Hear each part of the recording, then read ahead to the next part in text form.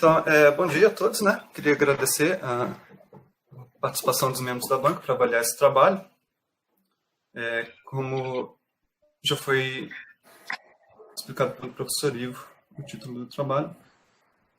Então, para dar início à apresentação, o trabalho está dividido nos seguintes tópicos: a introdução sobre veículos elétricos, a transferência de energia sem fio, a topologia série-série, que é a topologia que é utilizada nesse trabalho, o projeto do carregador de baterias, os resultados e as conclusões. Recentemente, os veículos elétricos estão se tornando cada vez mais populares, né? E como demonstra essa figura, a produção de veículos elétricos no mundo todo ela vem dobrando a cada 2 anos. Isso demonstra a demanda por esse tipo de veículo. Isso se deve a preocupações ambientais e políticas de incentivos adotadas pelos governos. Do ponto de vista técnico, os motores elétricos eles são muito interessantes devido à sua alta eficiência, podem chegar até 95% de eficiência, enquanto os motores a gasolina eles estão limitados a 25% de eficiência. Porém, os veículos a combustão eles possuem alta autonomia e abastecimento rápido, da ordem de alguns minutos. Enquanto que os veículos elétricos eles ainda apresentam baixa autonomia e a carga demora algumas horas. Outra desvantagem dos veículos elétricos é o custo, que atualmente o custo deles ainda é muito mais elevado do que o de um veículo convencional a gasolina. E como ressalta essa imagem, isso se deve principalmente à bateria, que é o componente mais caro de um veículo elétrico, e é justamente ela que determina a autonomia do veículo. Então, tem uma relação de troca aqui, em que você precisa de mais bateria para ter autonomia, mas a bateria é o que mais encarece um veículo elétrico. Nesse cenário, então, a transferência de energia sem fio ela surge como uma possibilidade de viabilizar o aumento da autonomia dos veículos, viabilizando viagens de longa distância, sem aumentar o custo efetivo do veículo e sem comprometer o tempo de carga também do veículo. Agora, a transferência de energia sem fio, ela pode ser classificada de acordo com o fenômeno físico que ocorre. Pode ser ondas mecânicas, quando você tem o som, como forma de transmissão, ou por campos eletromagnéticos. Na parte eletromagnética, pode ser dividido entre radioativas, transmissão radioativas ou campos distantes. Nesse caso, nós temos o efeito óptico e as microondas. E os não radioativos, onde tem o efeito capacitivo do campo elétrico, ou campo magnético, ou chamado de efeito indutivo, que é o princípio utilizado nesse trabalho. Quanto à aplicação, a transmissão sem fio pode ser classificada como transmissão de sinal, onde aqui o importante é a relação sinal-ruído no receptor, e a distância pode ser de milhares de quilômetros. E a transferência de energia sem fio, onde a grandeza importante é a eficiência, que é a relação entre a potência recebida e a potência transmitida, e que nesse caso a distância é da ordem de centímetros ou alguns poucos metros. Aplicações comuns da transferência de energia sem fio já em uso são em implantes biomédicos, onde a bateria de implantes, o carregamento da bateria de implantes é feito sem fio para não expor o paciente a uma cirurgia, transporte de produtos em plantas industriais por robôs sem fio e dispositivos eletrônicos de uso pessoal. Na eletromobilidade, você tem a carga de veículos dinâmica, com o veículo em movimento, e a carga estacionária, com os veículos parados. Outras vantagens do carregador de bateria sem fios é a praticidade e autonomia como eu já expliquei, e a segurança, porque você não tem fios prejudicando a passagem de pedestres ou expondo pedestres ao risco, e também porque os carregadores eles ficam expostos ao tempo, expostos ao vandalismo e ao mau tempo também. Então, se tiver, por exemplo, uma tempestade, a pessoa teria que se expor à tempestade para ligar o veículo na tomada, além da sustentabilidade que é comum ao sistema elétrico em alguns países. Algumas definições importantes para trabalhar com acoplamento indutivo A primeira é o fator de acoplamento, que é a relação entre o fluxo produzido pela bobina primária, que se concatena com a bobina secundária, em relação ao fluxo total produzido por essa bobina primária. E também a indutância mútua, que é o fator de acoplamento vezes a raiz quadrada do produto das duas indutâncias. Os indutores eles podem ser classificados quanto a geometria da sua construção, em geometria circular, como nessa figura, onde todas as espiras possuem o mesmo raio. E a geometria espiral, como essa figura, em que o raio das espiras vão diminuindo. Esses diferentes tipos de geometria eles impactam no fator de acoplamento de duas bobinas próximas. Por exemplo, para a geometria circular, tanto com 10, 15 ou 20 espiras, o fator de acoplamento em relação à distância é dado por essa curva azul, em azul.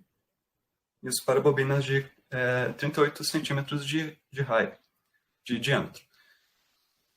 Quanto que para em espiral, o fator de acoplamento ele é sempre maior. Então, por exemplo, para uma distância de 10 centímetros, uma bobina espiral com 20 espiras tem um fator de acoplamento 90% maior do que a bobina circular.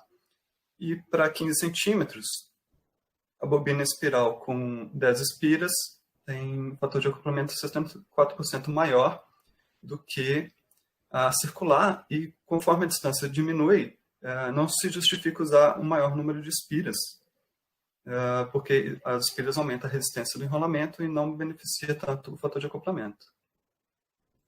Quanto à geometria do núcleo, a bibliografia trabalha com o núcleo tipo I, que consiste em uma placa de ferrite quadrada debaixo dos enrolamentos, o núcleo tipo C, que consiste em adicionar ferrites nas extremidades, e o núcleo tipo E, que consiste em preencher o centro do enrolamento também com ferrite.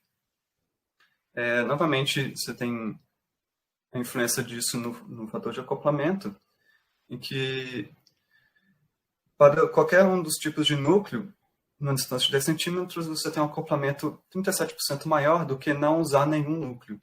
E para uma distância de 15 centímetros, essa diferença é de 43%. E todos os tipos de núcleos eles apresentam um fator de acoplamento muito parecido. Então, também não justifica usar mais ferrite para obter o mesmo fator de acoplamento. Um circuito básico que poderia ser utilizado para fazer a transferência de energia sem fio, que poderia se cogitar para fazer a transferência de energia, é apresentado nessa figura, onde uma fonte alternada é usada para alimentar um indutor do primário, que transfere energia para o acoplamento para o indutor de secundário, que transfere energia para a carga, como é muito utilizado em transformadores, onde o fator de acoplamento é de 0,99. Mas para transferência de energia sem fio, onde o fator de acoplamento ele decresce com a distância, e se trabalha com fator de acoplamento da ordem de 0,2, isso tem algumas consequências. São mostrados com esse exemplo numérico, onde se transfere 1000 watts para a carga, uma potência de 1000 watts na carga, com a frequência de 85 kHz, as indutâncias de 120 microhenries e a resistência na carga de 10 ohms, em que se tivesse fator de acoplamento unitário, o fator de potência também seria unitário. Porém, com o fator de acoplamento de 0,2, o fator de potência ele é praticamente zero, um fator de potência muito, muito baixo. Isso se traduz em requisitos para a fonte de alimentação, em esforço para a fonte de alimentação, como, por exemplo, para o fator de acoplamento 0,2, essa fonte teria que ter, para esses parâmetros, ela teria que ter 3.000 volts de amplitude e ser capaz de fornecer 150 kVA de potência aparente para o circuito, o que é completamente inviável e demonstra, então, a necessidade de circuitos para compensação de potência reativa, que é o seguinte tópico, são as topologias de compensação de reativos, onde eu apresento a topologia série-série, que é a topologia que vem demonstrando melhores resultados, melhores características, e consiste em um capacitor C1 em série com indutor L1 no primário, e um capacitor C2 no secundário em série com indutor L2, e também onde eu represento aqui as resistências parasitas, resistentes séries equivalentes dos enrolamentos. Esse circuito ele é visto pela fonte como impedância, dado por essa equação que depende da indutância mútua, da frequência e da associação série dos componentes do primário e da associação série dos componentes do secundário. Essa impedância, então, quando os capacitores são escolhidos de forma a satisfazer essas equações, ou seja, a ressonar com os indutores que eles estão em série na mesma frequência da fonte de alimentação, essa impedância se traduz na associação série de duas resistências que depende tanto da carga quanto da indutância mútua. Porém, são sempre resistências, o que se traduz, então, em um fator de potência sempre unitário para o circuito, independente da carga e independente do fator de acoplamento, que é a maior vantagem da topologia série-série, além de que essa topologia ela apresenta a maior faixa de operação com alto rendimento quando comparado com outras topologias. Nessa aplicação de carregamento de bateria, a carga utilizada é do tipo fonte de tensão constante, e, portanto, a análise deve ser feita com esse tipo de fonte, com esse tipo de carga.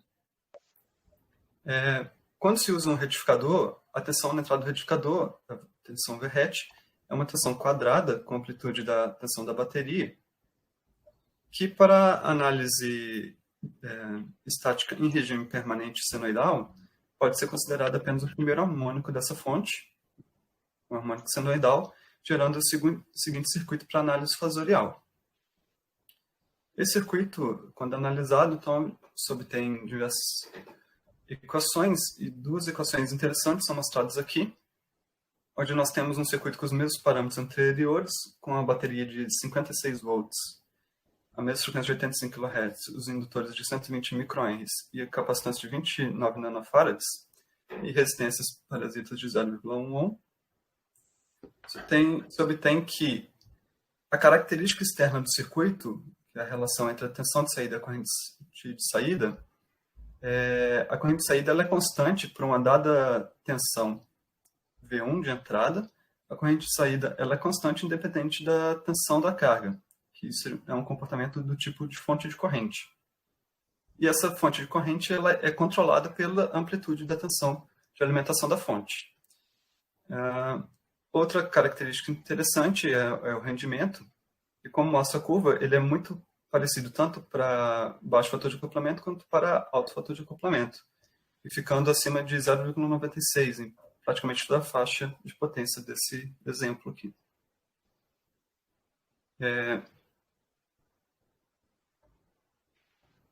Os requisitos para a fonte de alimentação V1 tem uma recomendação da Sociedade de Engenheiros Automobilísticos que essa frequência ela fique na faixa mínima de 81,38 kHz e na frequência máxima de 90 kHz.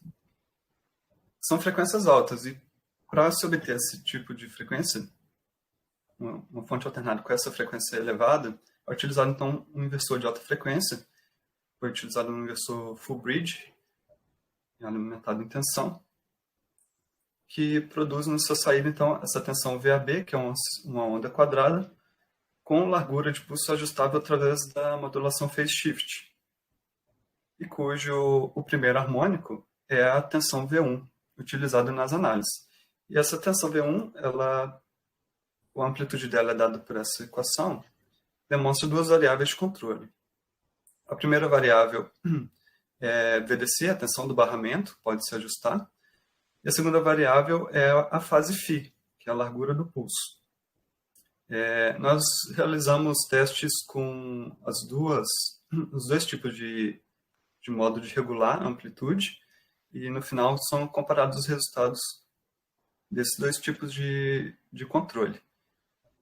Mas para realimentar o circuito, a gente fez o controle através da modulação, porque fazer o controle através da amplitude VDC exigiria um outro conversor para regular esse valor de tensão. Então, a topologia final do circuito é composta pelo inversor de alta frequência, pela topologia série-série e pelo retificador com filtro capacitivo na saída. O projeto do carregador de baterias. O projeto foi feito para especificações de um pack de baterias com 4 células de 12 volts em série, com tensão nominal de 48 volts. A tensão mínima quando essas baterias estão totalmente descarregadas é 36 volts e a tensão máxima é de 56 volts. A capacidade total do banco de baterias é 100 ampere-hora e a corrente máxima é 10 amperes. Essas especificações são compatíveis, por exemplo, com o Renault Twizy. E aqui ao lado nós temos a curva de carga dessa bateria, que ela inicia com 36 volts quando está descarregada, e na primeira etapa ela é carregada com corrente constante de 10 amperes até atingir a tensão de 56 volts. Nesse momento, então, ela passa a ser carregada com tensão constante, enquanto a corrente decresce até zero no momento em que a bateria está totalmente carregada. As especificações do conversor são a tensão de entrada de 400 volts, a tensão de saída de 56 volts, a corrente de saída de 10 amperes, que gera uma potência então nominal de 560 watts, a distância de transmissão é 15 centímetros, o diâmetro das bobinas é 38 centímetros. Primeiramente, então, se definiu a frequência de operação em 85 kHz, por ser um valor intermediário daqueles limites que mostrei anteriormente.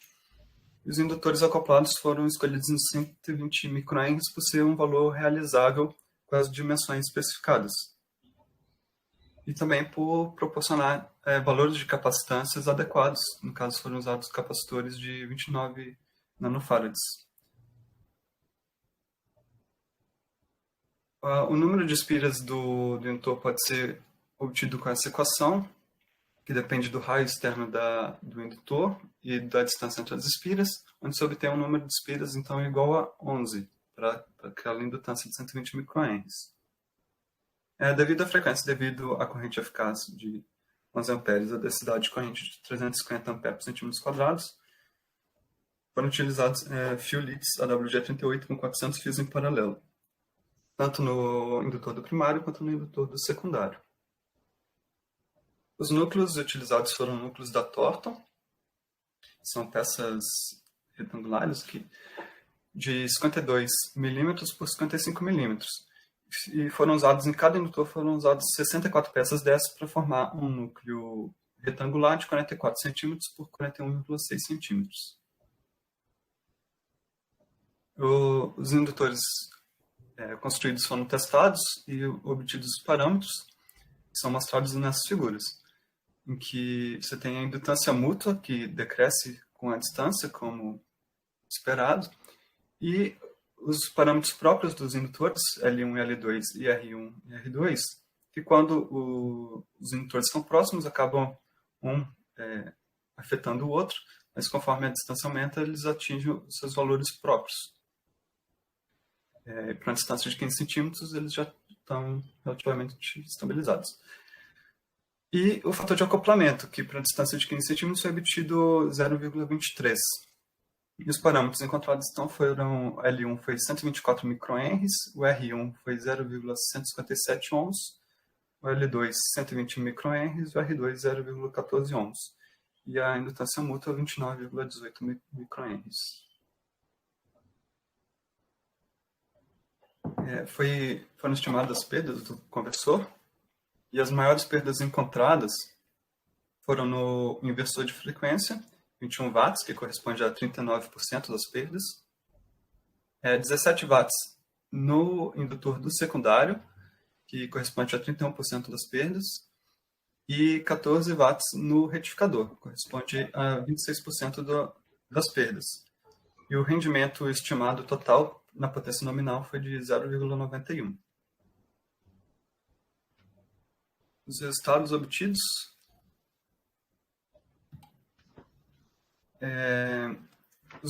as duas placas construídas são mostradas aqui. Então, temos a placa do transmissor, do lado do transmissor, com um inversor de alta frequência, e a placa no receptor, que possui o retificador aqui, e o filtro capacitivo. Um dos indutores, demonstrado nessa figura, 11 espiras e o núcleo de ferrite, é a placa de condicionamento de sinais. Uma foto da bancada de testes, onde temos o protótipo, a carga que foram usadas nesse teste foram lâmpadas incandescentes com 48 volts e o par de indutores acoplados. Apresento aqui agora umas formas de ondas de simulação e experimentais. Aqui a tensão de saída do inversor e a corrente no indutor do primário. Isso com controle por modulação phase shift, né? Tensão no barramento em 400 volts, controle por modulação phase shift. O conversor na potência nominal, tensão no indutor do primário, tensão no capacitor do primário, tensão na entrada do retificador e a tensão e a corrente na bobina do secundário. Tensão no indutor do secundário e a tensão no capacitor do secundário. Aqui são as formas de onda nos interruptores, então, formas de onda experimentais, no interruptor S1, que demonstra que o interruptor S1 e o S3, que são do braço esquerdo, digamos assim, do inversor, eles comutam dissipativamente.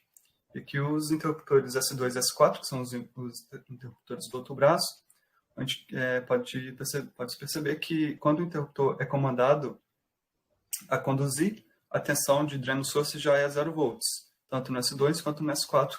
Durante o comando, a tensão de dreno source já é 0, caracterizando então a entrada em comutação suave do tipo ZVS, entrando em condição com tensão nula. Esses dois interruptores.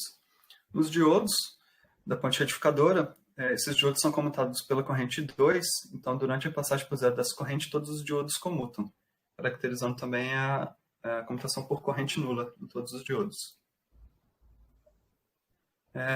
Uma tabela comparativa dos esforços de projeto e medidos no protótipo, onde pode-se perceber que o erro percentual na maioria dos esforços foi bastante pequeno, bastante aceitável. O maior erro foi 32% na tensão do capacitor do primário, mas isso ocorre porque a frequência de ressonância real do circuito foi 82,87 kHz, devido aos parâmetros reais, que é menor do que a frequência usada nos cálculos de 85 kHz. Como esse é o único dos esforços que depende quadraticamente da frequência, ele apresentou maior erro.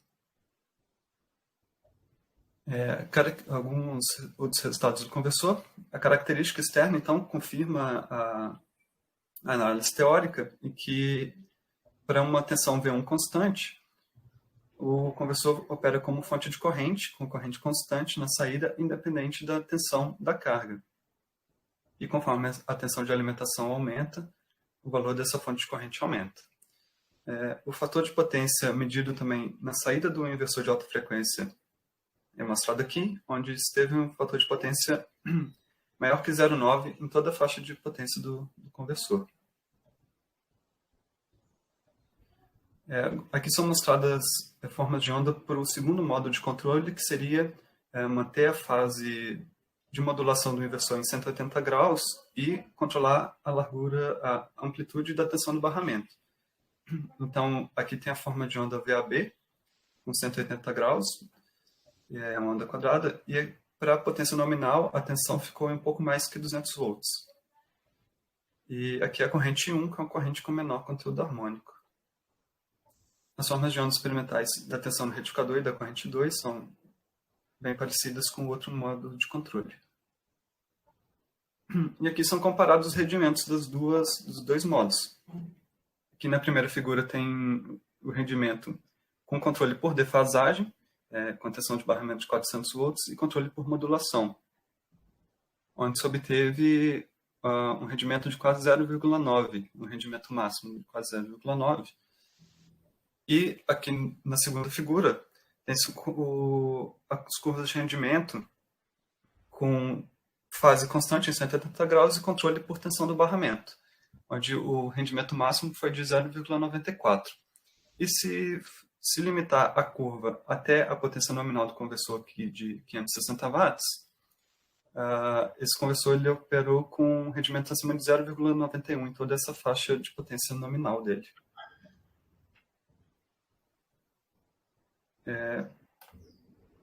Sobre o controle desse conversor. A estratégia de controle utilizada é uma estratégia bem conhecida em carregadores de bateria, onde se lê a tensão da bateria, né, e se compara com o valor de referência. Esse erro ele é compensado por um compensador proporcional integral, cuja saída serve de referência para uma malha interna de controle da corrente, onde a corrente da saída do retificador é lida, é obtido o valor médio, e ela é comparada com essa referência, que é limitada por um saturador que ia até o valor máximo de 10 amperes. O erro é compensado também por um compensador PI, cuja saída serve de moduladora para um modulador phase shift, que comanda os sinais dos interruptores. O projeto dos compensadores, então, aqui é mostrada a planta de corrente e a função de transferência de laço aberto não compensado. Foi especificado frequência de cruzamento em 1 kHz e margem de fase de 60 graus. O compensador projetado é esse aqui, com ganho de 0,131 e a frequência angular do zero em 3,3 kRad por segundo. E a resposta de frequência da malha compensada, então, é mostrada aqui em 1 kHz com ganho de 0 dB e fase de menos 120 graus. Da mesma forma, o compensador de tensão, cuja malha é mostrada aqui, a função de transferência de laço aberto não compensada, foi especificado para essa malha que deve ser mais lenta do que a malha de corrente, foi especificado 100 Hz e também margem de fase de 60 graus. O compensador projetado tem um ganho de 2,323 e a frequência do zero de 512 radianos por segundo. A resposta em frequência da malha compensada é mostrada nessa outra imagem, onde tem isso aqui para 100 Hz, o ganho de 0 dB também, e a fase de menos 120 graus. Aqui tem, comparando resultados de simulação e resultados experimentais de degrau de carga, onde tem-se o conversor inicialmente operando com a tensão de saída regulada no valor nominal e a corrente de carga em 5 amperes, quando ocorre um degrau de carga, em que a carga vai para um valor próximo ao do nominal, e a tensão de saída tende a cair e o controle atua aumentando o valor da corrente do secundário, restabelecendo a tensão ao valor original, regulando ela no valor nominal. E aqui, a segunda imagem é quando ela já está no valor nominal, e aí ocorre um degrau de carga, reduzindo a carga para 50% novamente, e que tenderia a ocorrer uma sobretensão, e o controle atua diminuindo a tensão e restaurando ela para o valor nominal. Tem também os resultados de simulação da carga completa da bateria, que não foi possível testar na prática, mas para avaliar os controladores, foi realizada uma simulação em que a bateria foi substituída por um circuito equivalente, na associação de um resistor e um capacitor, resistor de 0,5 ohm, capacitor de 125 mF. Onde então aqui tem-se que a bateria começou inicialmente descarregada e ela é carregada com corrente constante de 10 amperes até 56 volts, e nesse ponto ela é carregada com tensão constante enquanto a corrente decresce até 0 amperes. Essa simulação foi de 0,5 segundos, que é uma dinâmica muito mais rápida que na bateria de verdade. Então, se o controlador ele funcionou para uma dinâmica bem mais rápida, ele funcionaria para uma dinâmica, seria natural que ele funcione para uma dinâmica bem mais lenta, igual a da bateria, que seria de horas de carregamento. Por fim, as conclusões. A análise estática, então, demonstrou uma boa precisão. É possível obter eficiência global superior a 90% para transmissão de 15 centímetros de distância. Foi obtida a comutação sob tensão nula em 2 MOSFETs, comutação sob corrente nula em todos os diodos. A análise dinâmica realizada foi adequada para o projeto dos controladores. E se demonstrou uma opção tecnicamente viável para um carregador de bateria sem fio. Por fim, eu gostaria de agradecer ao UFSC, ao PPGL, ao IBEP, ao Fotovoltaic e ao CNPq. Obrigado.